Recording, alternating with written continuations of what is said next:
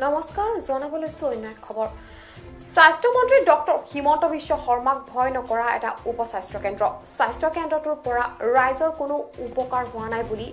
স্থানীয় ৰাইজৰ অভিযোগ স্বাস্থ্য কেন্দ্ৰটোত নিয়মীয়া কোনো এগৰাকী নাৰ্ছ উপস্থিত নথকাৰ অভিযোগ স্থানীয় ভুক্তভোগী ৰাইজৰ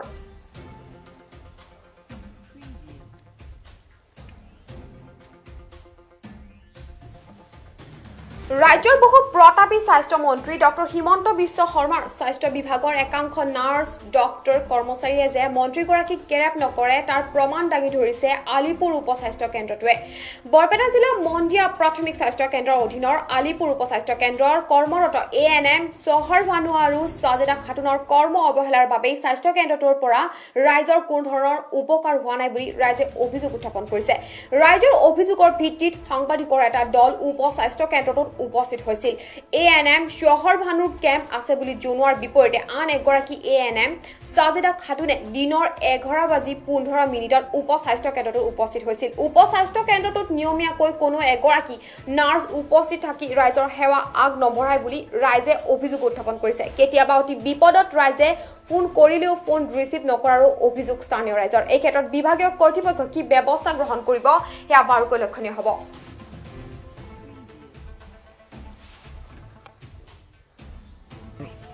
এই আলিপুৰৰ যেটো উপস্বাস্থ্য কেন্দ্ৰ আছে এটা আমাৰ ৰাজ্যৰ সুবিধাৰ্থে দিয়া হৈছে যেহেতু ইয়াত এটা এএনএম আছে বা দুটা এএনএম আছে বুলি আমি জানিব পাৰো কিন্তু এটা সপ্তাহত 2 দিন আহে বা তো দূৰত থকা কাৰণে এদিনও আহিব পাৰে আৰু এটা আছে আমাৰ ওচৰত হেতু তাৰমানে প্ৰায় সপ্তাহত আমি ৰাজ্যৰ অভিযোগ মতে মানে আমিও দেখা পাও কেতিয়াবা এদিন বা 2 দিন সপ্তাহত আহি থাকে কিন্তু তেনেকৈ আহিলে আমাৰ উপস্বাস্থ্য কেন্দ্ৰ যেটো আছে এটো আমাৰ নচলে কেতিয়াবা মানুহ এটা বিপদত পৰিলে যেতিয়া আমি ফোন কৰোতে কেতিয়াবা কাকো ফোনতে পোৱা নাযায় কিবা সিৰিয়াস ৰোগী লৈ যদি আমি এই উপস্বাস্থ্য কেন্দ্ৰটো আহো তেতিয়ালে কাৰোবাক যদি ফোন কৰো কোনোবা আশাত ফোন কৰো বা কোনোবা এএনএমক ফোন কৰো তেতিয়া ফোনটো তাৰ সুইচ অফ থাকে তেতিয়ালে বিপদত পৰি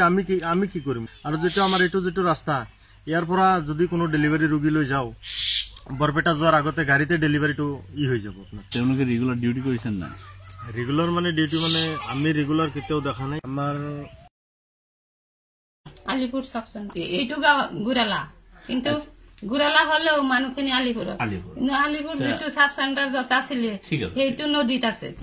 আপুনি এই 11:15 মিনিটত কি আহিল তাৰমানে মই গাড়ী নাপালো আহিছো মই 7 বজাত ঘৰৰ পৰা কিন্তু গাড়ী নাপালো আৰু ইফালে আহি গুদাৰা 1 ঘণ্টা লেট মোৰ নাম সাজেদা খাতুন আৰু আপোনালোকৰ যিগৰাকী চহৰ মানুহ তেওঁ ৰেগুলাৰ ডিউটি নকৰে তেওঁ নাহে চেণ্টাৰত আহে কেইদিনৰ মূৰে এই শুক্ৰবাৰে আহে মঙ্গলবাৰে আহে বুধবাৰে আহে আৰু বাকি দিন যেতে কি বাকি দিন ইমান কষ্ট তাৰমানে ই বাৰিষা গল নহয় বাৰিষাতে ইমান পানী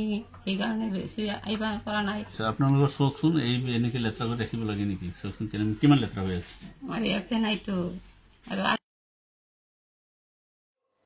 আৰু এই খবৰটি জনাই ষ্টুডিঅ' মজিয়াৰ পৰা মই নিশা শৰ্মা বিদায় লৈছো পৰৱৰ্তী খবৰ বাবে তথা সতৰ্ক হৈ থাকিবলৈ চাই থাকিব আপোনালোকৰ প্ৰিয় চেনেল পিআই নিউজ ৰাইজৰ দ্বাৰা ৰাইজৰ বাবে ধন্যবাদ